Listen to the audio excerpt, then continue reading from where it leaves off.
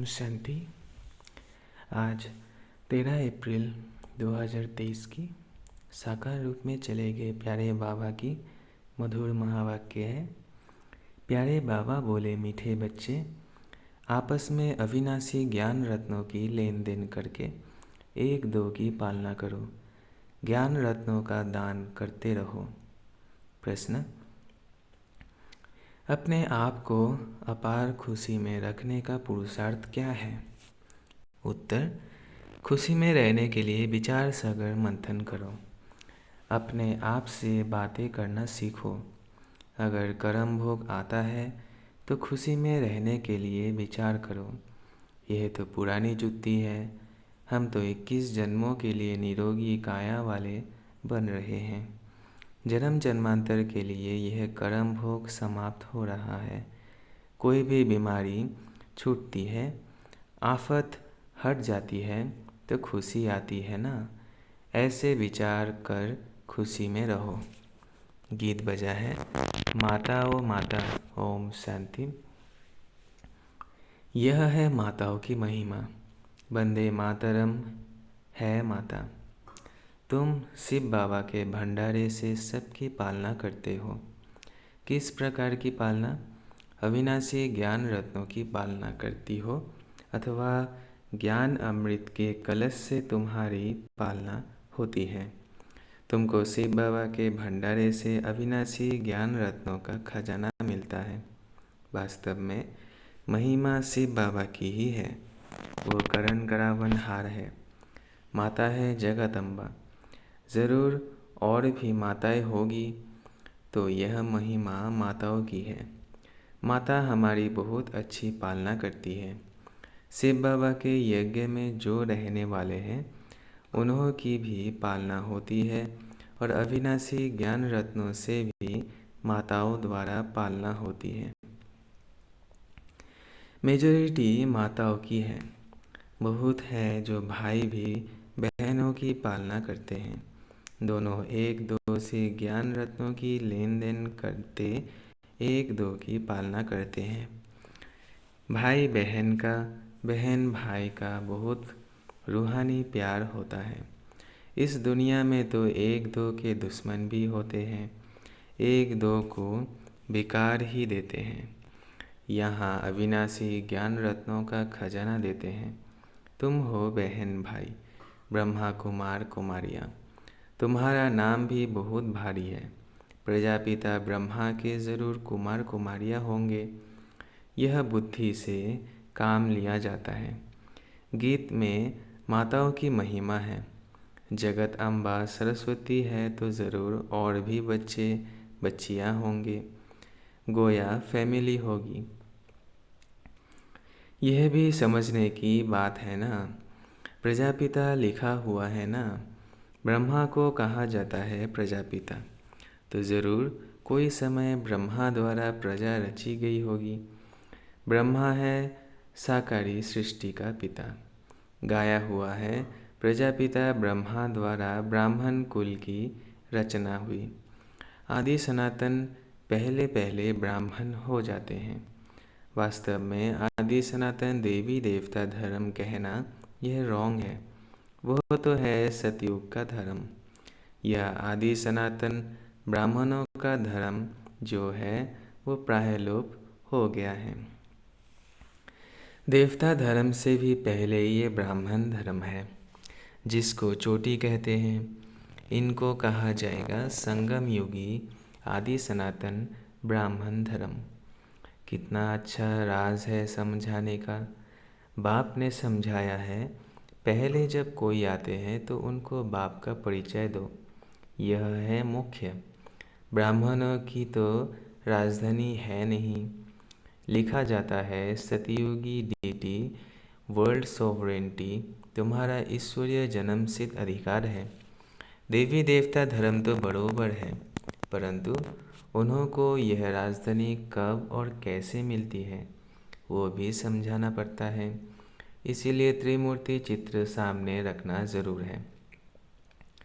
इसमें लिखा हुआ है स्वर्ग की बादशाही जन्म सिद्ध अधिकार है। किस द्वारा वो भी लिखना पड़े। यह बोर्ड बनाकर हर एक अपने घर में लगा दो। जैसे गवर्नमेंट के ऑफिसर्स के बोर्ड होते हैं ना, कोई पास बेज अथवा मेडल्स रहते हैं। सबकी अपनी अपनी निशानी होती है। तुम्हारी भी निशानी होनी चाहिए। बाबा डायरेक्शन देते हैं, अमल में लाना तो बच्चों का काम है ना।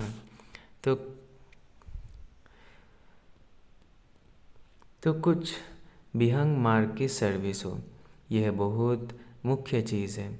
डॉक्टर, बैरिस्टर आदि सबके घर में बोर्ड लगे हुए होते हैं ना। तुम्हारा भी बोर्ड लगा हुआ हो कि आकर समझो शिव बाबा ब्रह्मा द्वारा स्वर्ग की बादशाही कैसे देते हैं। तो मनुष्य देखकर वंडर खाएंगे, अंदर आएंगे समझने के लिए। फ्लैट के बाहर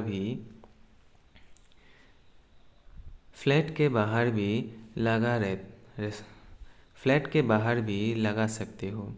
जिसका जो धंधा है वो बोर्ड लगाना चाहिए। बच्चे कुछ करते नहीं तो सर्विस भी होती नहीं। एक तो माया का वार होता है, निश्चय नहीं कि हम बाबा पास जाते हैं। 84 जन्मों का पाठ पूरा हुआ, फिर नई दुनिया स्वर्ग में आकर वर्षा लेंगे। यह याद नहीं रहता है। बाबा कहते हैं भल कर्म करो, फिर जितना समय मिले उसमें बाबा को याद करो। हम ढिंढोरा पीटते हैं, ये सबका अंतिम जन्म है। पुनर्जन्म मृत्युलोक में फिर नहीं लेंगे। तुम भी जानते हो मृत्युलोक अभी खत्म होना है। पहले निर्वाण धाम स्वीट होम जाना है। ऐसे ऐसे अपने साथ बातें करते रहना चाहिए। इसको विचार सागर मंथन कहा जाता है। बाप कहते हैं तुम कर्म योगी हो, क्या तुमको कछुए जैसा भी अकल नहीं है? वो भी शरीर निर्वाह अर्थ घास आदि खाकर कर्मेंद्रियों को समेट शांत में बैठ जाते हैं। तुम बच्चों को तो बाप की याद में रहना है, स्वदर्शन चक्र फिराना है, अपने को मास्टर बीज रूप समझना है। बीज में झाड़ का सारा ज्ञान है। इनकी उत्पत्ति कैसे होती है, पालना कैसे होती है, ड्रामा का 84 का चक्र कैसे फिरता है। 84 के चक्र के लिए ये गोला बनाया जाता है कि मनुष्य को 84 जन्मों का ज्ञान आ जाए। बाप ने समझाया है तुम सिर्फ 84 जन्म लेते हो। जो आदि सनातन देवी देवता धर्म वाले हैं, अर्थात जो ब्राह्मण से देवता बनते हैं, उनकी ही 84 जन्म होते हैं। तुम 84 जन्मों को जानते हो। ब्रह्मा की रात और ब्रह्मा का दिन कहते हैं। इसमें 84 जन्म आ जाते हैं। तो त्रिमूर्ति का बोर्ड बनाए लिखना चाहिए, यह ईश्वरीय जन्म सिद्ध अधिकार है। लेना हो तो आकर लो, अब नहीं तो कब नहीं। इस होवनहार महाभारत लड़ाई के पहले पुरुषार्थ करना है। यह बोर्ड बनाना बहुत सहज है। चाहे त्रिमूर्ति लगाओ व शिव का लगाओ, नाम परमपिता परमात्मा शिव तो लगा हुआ है। वह है गीता का भगवान। गीता में है ही राजयोग की बातें। तब हम लिखते हैं देवी स्वराज्य ईश्वरीय जन्म सिद्ध अधिकार है। यह है शिव बाबा और यह प्रजापिता ब्रह्मा, इन द्वारा वर्षा मिलता है। स्वर्ग में राजा रानी बनते हैं। राम या शिव क्या देते हैं, रावण क्या देते हैं, ये तुम जानते हो। आधा कल्प है राम राज्य, आधा कल्प है रावण राज्य। ऐसे नहीं परमात्मा ही दुख देते हैं। दुख देने वाला तो रावण 5 विकार है, जो ही विशियस बनाते हैं। सतयुग है शिवालय। बच्चों को भिन्न भिन्न प्रकार की समझानी रोज मिलती है, तो खुशी में रहना चाहिए ना। तुम जानते हो शिव बाबा पढ़ाते हैं, ऐसे नहीं कि साकार को याद करना है। शिव बाबा हमको ब्रह्मा द्वारा सहज राजयोग सिखाते हैं। शिव बाबा आते ही है प्रजापिता ब्रह्मा में। प्रजापिता ब्रह्मा और किसको कह नहीं सकते। ब्राह्मण भी ज़रूर चाहिए। बाप आकर सच बतलाते हैं। गाया भी जाता है, सेकंड में राज्य भाग्य बच्चे कहते हैं हम शिव बाबा के बच्चे हैं। वह है ही स्वर्ग का रचयिता, तो ज़रूर हमको स्वर्ग की राजाई देंगे। और क्या देंगे। बाबा कैसा वंडरफुल है। 1 सेकंड में जीवन मुक्ति जनक को मिली। यह भी गाया हुआ है। तुम जानते हो अब हम शिव बाबा के बने हैं। शिव बाबा को ज़रूर याद करना है। जब बाप की गोद ली है, जिससे स्वर्ग का वर्षा मिलता है, उनको और वर्षे को याद करना है। जैसे बच्चे धर्म की गोद लेते हैं तो जानते हैं पहले हम फलाने का बच्चा था, अब फलाने का हूँ। उनसे दिल हटती जाएगी और इनसे जुड़ती जाएगी। यहाँ भी तुम कहेंगे हम शिव बाबा के एडप्टेड बच्चे हैं, फिर उस बाप को याद करने से फ़ायदा ही क्या। मोस्ट बिलीवेड बाप इतनी बड़ी संपत्ति देने वाला है। बाप ही मेहनत करके बच्चों को लायक बनाते हैं। ऐसे बाप को तुम घड़ी घड़ी भूल जाते हो। और तो सब तुमको दुख देने वाला है, फिर भी उन्हों को याद करते हो। और मुझ बाप को तुम भूल जाते हो। रहो भल अपने घर में, परंतु बाबा को याद करो। इसमें मेहनत चाहिए, तब ही पाप विनाश होंगे। यह तो सारा कब्रिस्तान बनना है। बच्चे मेरे बने, गोया विश्व के मालिक बने। तुम जानते हो बाबा के बने हैं, फिर स्वर्ग के मालिक हम अवश्य बनेंगे। खुशी का पारा चढ़ना चाहिए। यह भी जानते हो ये पुराना शरीर है, कर्म भोग भोगना पड़ता है। बाबा मम्मा भी खुशी से कर्म भोग भोगते हैं। फिर भविष्य 21 जन्मों का सुख कितना भारी है। यह तो पुरानी जुत्ती है। अभी कर्म भोग भोगते रहेंगे, फिर 21 जन्म लिए इनसे छूट जाएंगे। कोई बीमारी छूटती जाती है तो खुशी होती है ना। कोई आफत आती फिर हट जाती है तो खुशी होती है ना। तुम भी जानते हो अब जन्म जन्मांतर की आफतें आ रही हैं। अभी हम बाबा पास जाते हैं। यह है विचार सागर, मंथन कर पॉइंट्स निकालना। बाबा राय तो बतलाते हैं, ऐसे ऐसे अपने से बातें करो। हमने 84 जन्मों का चक्र पूरा किया, अब बाबा पास जाते हैं, फिर बाबा से वर्षा पाएंगे। साक्षात्कार भी करते हैं। इसमें परोक्ष और अपरोक्ष है। जैसे मम्मा को कोई साक्षात्कार नहीं हुआ, बाबा ने विनाश और स्थापना का साक्षात्कार किया। इनको भविष्य का साक्षात्कार एक्यूरेट हुआ है, परंतु पहले ये समझ में नहीं आता कि हम ये विष्णु बनेंगे। पीछे समझते गए। इस बेकारी गृहस्थ धर्म से अब निर्विकारी गृहस्थ धर्म में जाते हैं तत्वम। तुम भी बाबा की पढ़ाई से ऐसे बनते हो। रेस करनी चाहिए। बाकी गीत में है मम्मा की महिमा, तो तुम जान गए हो जगत अम्बा किसको कहा जाता है। वास्तव में माता पिता कौन है, वो तो निराकार बुद्धि में है। पिता तो गॉड फादर ठीक है, वह निराकार है। माता तो निराकार हो ना सके, फादर निराकार है, ज़रूर वर्षा देंगे। तो यहाँ आना पड़े ना, जो अपना परिचय दे, तो उनको माता पिता बनना पड़े। तो यह बड़ी माता हो गई। दादा है निराकार। कितनी वंडरफुल बातें हैं। दादी ग्रैंडफादर, दादी ग्रैंड मदर तो कोई बन ना सके। यह ब्रह्मा तो मेल हो गया, क्योंकि मुग वंशावली है। बाप कहते हैं कितना गुह्य राज है। जो कि समझाता हूँ। कोई की बुद्धि में बैठ नहीं सकता कि माता पिता कौन है। वो समझते हैं कृष्ण के लिए। फर्क सिर्फ यह किया है। इसको कहा जाता है एकच भूल। कोई तो कारण बनना चाहिए ना। क्या भूल होती है जो भारत इतना दुखी होता है? अभी तुम जानते हो किसने भुलाया? कारण क्या हुआ जो भूल गए? बरोबर माया रावण ने बेमुख किया है। जैसे बाबा करण करावन हार है, वैसे माया भी करण करावन हार है। बाप करण करावन हार सुखदाता है, वह करण करावन हार दुखदाता है। बाप माया बाप से बेमुख कर देती है। अब बाप खुद कहते हैं, हे आत्माएं, निरंतर मुझ बाप को याद करो। तुम हमारे बच्चे हो, तुमको वर्षा लेना है, सिर्फ मुझे याद करो। तुम्हारे विक्रम विनाश हो जाएंगे।